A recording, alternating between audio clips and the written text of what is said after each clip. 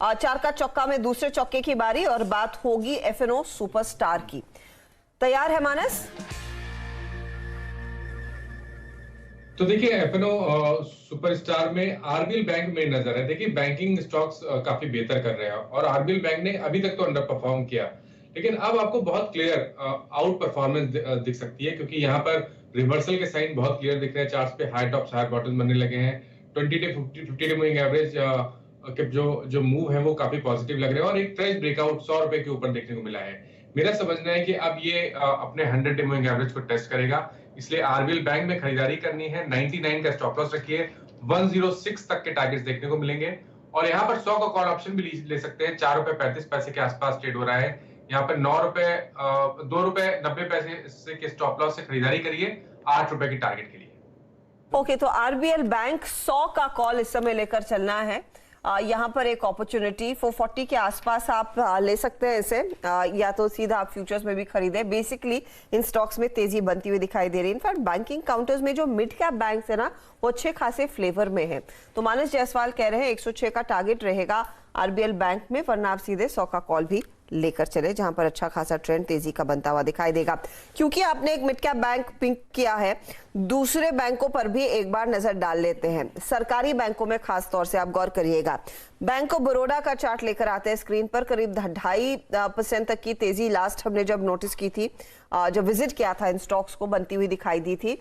आज देखिए 4% ऊपर आ गया bank of Baroda, very good. Canara bank, union bank जैसे ट्रेड्स में भी काफी तगड़ी तेजी आज के दिन देखने को मिली है।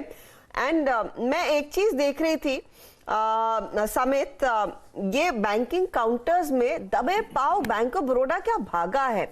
ईयर टू डेट मैं नोटिस कर रही थी bank of Baroda is nearly up 48% plus.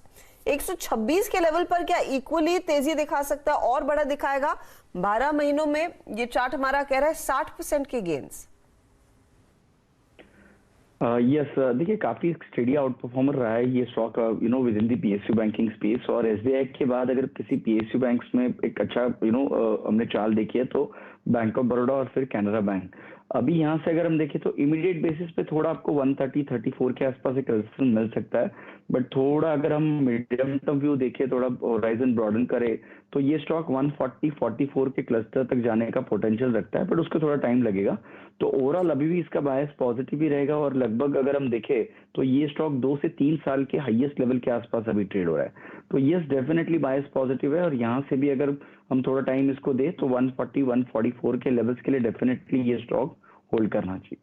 140 के लेवल्स के लिए एक मौका बैंक ऑफ बड़ौदा में तेजी करने का। गौरांग, इस पूरे पैक में हमने देखा है काफी इंटरेस्टिंग ट्रेड्स बनते दिखाई दिए हैं, चाहे वो स्टेट बैंक हो आपका, आज bank of Baroda, Canara, Union जैसे ट्रेड्स आउट परफॉर्म किया है। In fact likes of Kotak and even an HDFC bank. आप क्या प्रेफर कर रहे हैं इस समय पोजीशन थोड़ी सी फ्रंट लोड करने की सरकारी बैंकों में? तो 4 नाम है, राधा 3 नाम है हर्षदा, जो खरीदारी की सूची में है। सर्वोच्च स्तर पर state bank of India, bank of Baroda, Indian bank और बैंक ऑफ इंडिया, ये 4 नाम हमारी खरीदारी की सूची में। और मुझे उम्मीद है कि आने वाले समय में जिस तरीके से परिवर्तन हम देख रहे हैं नतीजों को लेकर के, सुधार की गुंजाइश और भी है आगे जा करके। इनमें से अगर कोई 2 नाम चुनने होंगे मुझे तो स्टेट बैंक ऑफ इंडिया और बैंक ऑफ बड़ौदा, इनको मैं ज्यादा अहमियत दूंगा।